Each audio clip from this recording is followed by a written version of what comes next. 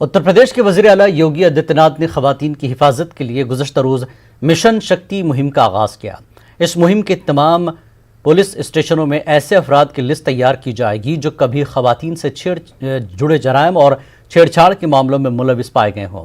9 दिनों में ये लिस्ट तैयार की जाएगी और दशहरा के दिन ऐसे अफराद के पोस्टर चौराहों पर चस्पा किए जाएंगे। सरकार ने मिशन शक्ति की शुरुआत की है।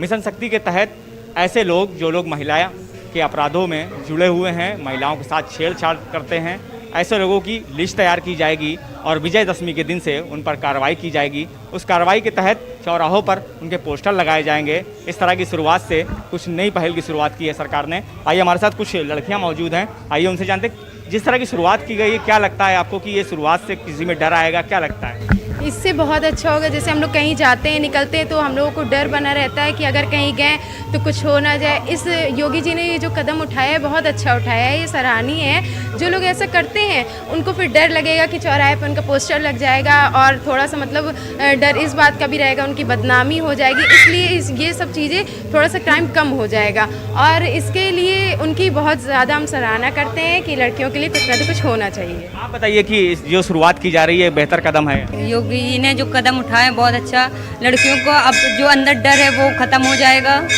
और जो सुरक्षा मिलेगी लड़कियों को। आपको क्या लगता है?